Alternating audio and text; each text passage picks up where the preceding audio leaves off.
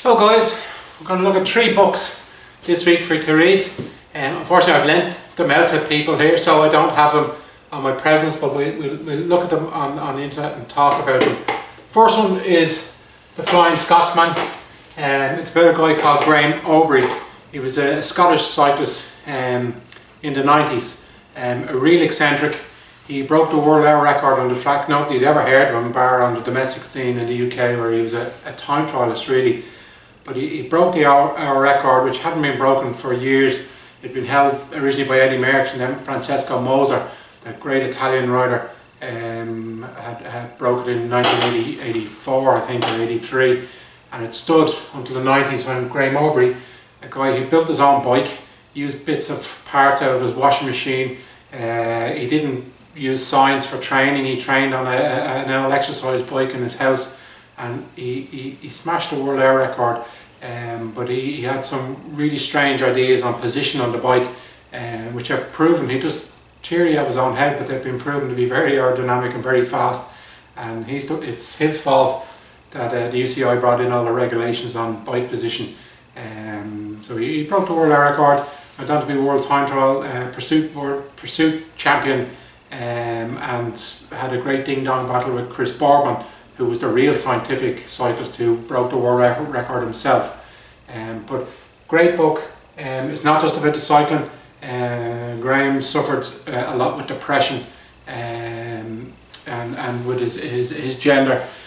So there's a great story behind it, and it was a great film as well, The Flying Scotsman. You should look that one up too. In a small town in Scotland, being picked on was a daily struggle for young Graham Aubrey, until Merry Christmas, son. He discovered he was born with a gift that would help him escape into a whole new world. Now, his fascination will become an obsession that will change everything. He will question authority. Saddles must be 5 centimeters behind the center line of the bottom bracket.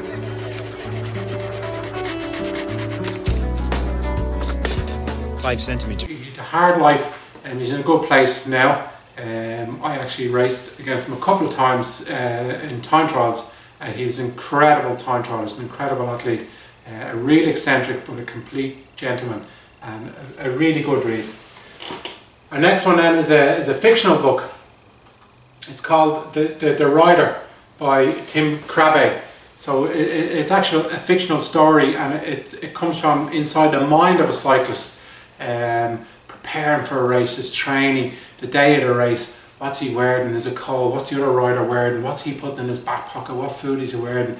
And when you read it, you actually get inside the mind of the cyclist, and as a cyclist yourself, you'll understand everything in his head. You know, Jenny, am I in the right gear? Oh, that gear is too easy, that gear is too hard. Am I suffering? Are the others suffering? He looks like he's suffering.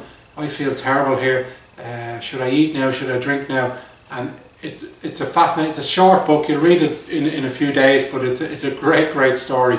And as a cyclist, you really understand it. It's really inside the head of a cyclist. And our third book then, again, a really nice guy, Charlie Beckett. I met him a few times over the years. He actually rode the junior tour here in Ireland a couple of times. He was a professional for a good few years, I think 12, 13 years. And as the book said, it's called Domestique. He was domestique, so he was just a gopher and a helper cyclist on all the professional teams. And he was one of the best domestiques. He never won one race in his whole career, but that wasn't his job. He was paid to do other jobs. If you ever have any aspirations to be a professional cyclist, this book will just put you off wanting to be a professional cyclist. There's no mention of drugs. It's nothing to do with that. It's just how hard a life these guys have, particularly the domestiques. Okay, how little pay they get. Okay, they're on barely scraping a minimum wage. How badly they're treated. How many races they have to ride, and they can't say no, otherwise there's 20 other guys that will take their place. So it's a hard read in places. Eventually, the last few years of his career, he got onto some good teams and they paid him reasonably well. And then he became a domestique then with or not domestique, he became a team manager then with the Garmin team, the States, or EF Education now. Really nice guy. and a fascinating read on the whole ins and outs of professional cyclists and how hard a life they actually have.